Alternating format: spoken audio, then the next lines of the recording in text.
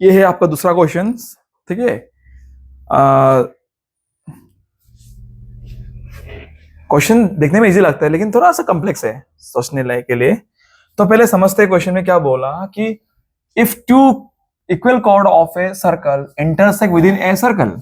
क्या बोला कि अगर दो सर्कल है, मानो कि एक सर्कल है, ठीक है, एक सर्कल है जिसमें दो कॉर्ड है, ठीक है, दो कॉर्ड है, ये पहला कॉर्ड है, ये दूसरा कॉर्ड है, दोनों कॉर्ड इक्वल है। सॉरी, इसमें क्या बोला कि कॉर्ड्स आर इंटरसेक्टिंग, मानो कि ये पहला कॉर्ड है और ये दूसरा कॉर्ड है, ठीक है, दे आर इंटरसेक्टेड। मान लेते हैं कॉर्ड का नाम क्या है, ए बी, इसका नाम क्या है, सी डी, और इंटरसेक्टिंग पॉइंट को हम लोग मान लेते हैं एम। क्या मान लेते हैं, एम।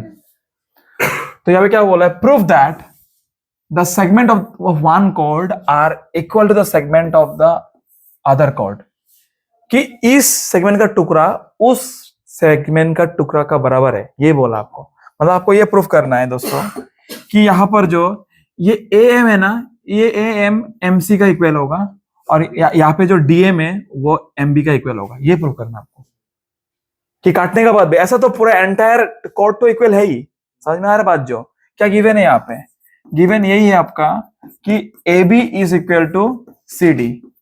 आपको प्रूफ क्या करना पड़ेगा, टू प्रूफ दोस्तों, टू प्रूफ कि वो इंटरसेक्ट होने का बाद भी उसका टुकड़ा वो जो बनेगा ना टुकड़ा, जैसे कि इसका टुकड़ा क्या है, ए एम, हमको प्रूफ करना पड़ेगा कि A M equal to C M and M B equal to M D. आपको ये प्रूफ करना है दोस्तों। कैसा लगा क्वेश्चन? क्वेश्चन समझ में नहीं आए तो करोगे कैसे? पहले आपको क्वेश्चन समझने में ध्यान दो। तो how can I prove that A M equal to, इसके लिए हम लोग को कुछ कंस्ट्रक्शन का शक जरूरी है दोस्तों, बहुत जरूरी है। Let us do some construction in this case, without it we can not solve it. बहुत बढ़िया प्यारा क्वेश्चन है, ठीक है। देखो क्या था, ये तुम्हारा ए था, ये बी था, ये सी था, ये डी था और ये एम था। तो सबसे पहले कंस्ट्रक्शन क्या करेंगे हम लोग, यहाँ पर we'll take a center here, we'll take a center here O। अगर सेंटर से इसका ऊपर अगर परपेंडिकुलर बनाओगे तो क्या होता है, दे आर बाइसेक्टेड, राइट। सो इसका ऊपर बना दिया परपेंडिकुलर। ये पहला कंस्ट्रक्शन मैंने किया। मान लेते हैं इसका नाम क्या है, इसका मान लेते हैं इफ, और ये क्या है आपका एफ। चलो चलो सुंदर। तो हम लोग कंस्ट्रक्ट किया है, लिखो यहाँ पे CONST construction, join OE where OE is perpendicular upon AB। पहला construction OE is perpendicular upon AB। Clear है ना? और हम लोग को एक थ्योरम मालूम था कि अगर एक सर्कल का ऊपर, अगर कॉर्ड का ऊपर अगर 90 बनाओगे तो ये कॉर्ड क्या होता था, बाइसेक्ट। ये था थ्योरम 9 पॉइंट समथिंग 2 ना क्या था। So I can say that AE equal to BE। So according to theorem AE equal to BE, right. Equation 1 क्या था कि सेंटर से कॉर्ड बाइसेक्ट होता है, ठीक है ना। वो उसको यहाँ पे लिख दो कि या perpendicular from chord, perpendicular from center bisect the chord,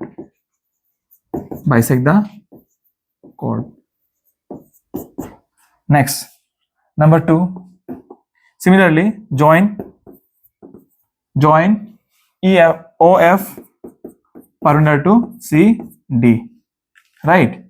join कर लिया। so I can say that A नहीं, DF equal to FE, DF equal to FC। Clear है ना?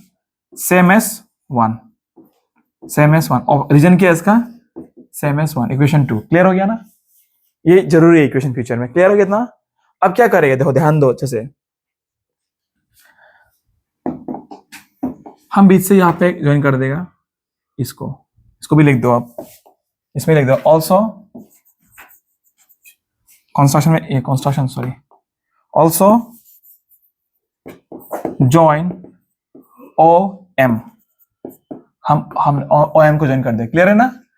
इसके बाद क्या करेगा कि हम लोग ये ट्राइंगल, नाम क्या ट्राइंगल का, ओ ई एम, ये ट्राइंगल और ये ट्राइंगल ओ एफ एम, इन दोनों को कॉन्ग्रुएंस प्रूव करेगा, ठीक है ना। ये रोल है, तो देखो in triangle O E M and O F M I can say that angle O E M equal to angle O F M each 90, each 90.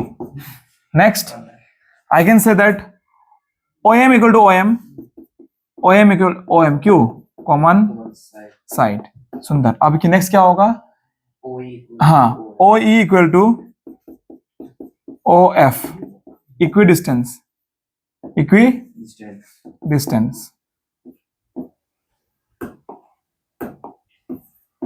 सुंदर।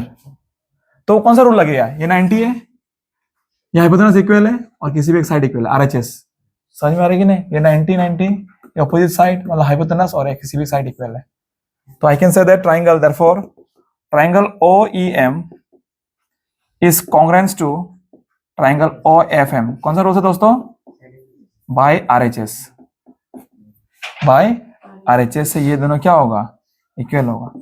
अभी खुद देखो, अगर ट्राइंगल अगर कॉन्ग्रुएंस हो ही चुका है, अभी क्या हो सकता है, अगर ये ट्राइंगल पूरा इक्वल हो गया, कैन आई से यहाँ पे E M equal to M F, exactly, very good.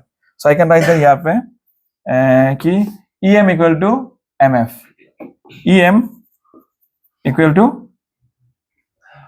F M, equation 3, clear है ना। ओके बहुत बढ़िया। अब क्या करेगा, मैं देखो आंसर से, देखो मजा लगे। अभी यहाँ पे लिखो, यहाँ पे लिख रहा हूं, बहुत प्यारा है। Already A B equal to क्या था, सी डी, ये गिवन था, है कि नहीं। तो अगर A B equal to C D था, इसका हाफ भी तो हाफ से इक्वल होगा, तो ए बी का हाफ कितना है, ए ई, सो I can say A E also equal to what, D F, right.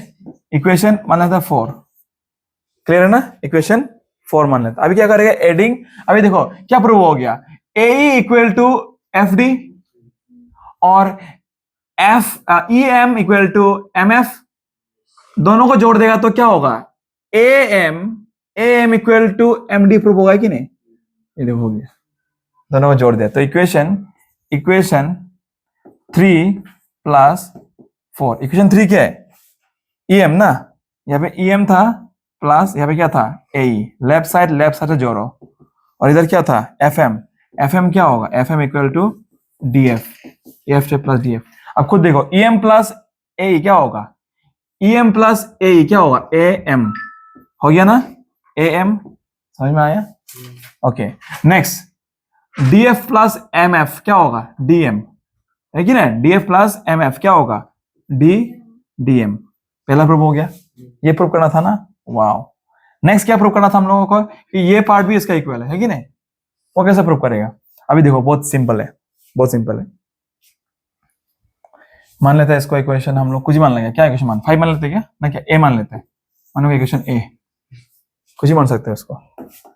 अभी खुद देखो, एक लॉजिक देखिए, लॉजिक ये देखो, अगर ये पूरा कोड इससे इक्वल है ना, अगर ये पूरा कोड से अगर इसको माइनस कर देगा, आप इसको माइनस कर देगा, तो क्या बचेगा, ये बचेगा कि नहीं, समझ में आएगी नहीं। बात जो ऐसा है कि मानो कि ए बी है, ए बी है, बीच में ये एम था, है कि नहीं।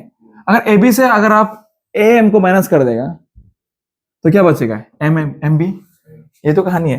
तो क्या बोलेगा यहाँ पे हमें, इक्वेशन ए माइनस, इसको इक्वेशन मान लेते हैं हम लोग 5 A minus 5, equation A minus 5, A क्या था, ए क्या था, A B equal to C D. अगर तुम ए बी से पूरा से ए बी से अगर ए बी से अगर ए माइनस कर देगा, A B minus A M, और इधर क्या था सी डी से अगर तुम क्या माइनस करेगा, डी एम, तो बोलो ए बी माइनस एम कितना होगा, ए बी माइनस एम क्या बचेगा, एम बी, और C D minus D M क्या होगा, C M by M C, हो गया प्रूफ। ठीक है ना, तो we have prove that the कोड the segment of the chords are also equal. ठीक है ना, once again I am saying कि अगर सर्कल है, अगर कोड इक्वल है तो उससे जो ये बनेगा ना, ये पार्ट इससे इक्वल होगा और ये पार्ट इससे इक्वल होगा, ये प्रूफ किया हम लोग। ठीक है ना, इसमें समझ में नहीं आएगा आप लोगों को, बहुत सिंपल है, बढ़िया लॉजिकल क्वेश्चन है। ठीक है ना, चलो बढ़िया। इसको ये 2 वाला कहानी, इसको एक इक्वेशन ए को ना ए मान लो, A B equal to C D लिख लो, इक्वेशन ए मान लो, ऐसा करके इसको इक्वेशन को छोड़ दो। ठीक है ना, बहुत बढ़िया क्वेश्चन है, एकदम सिंपल एंड मस्त जवानी। चलो नेक्स्ट।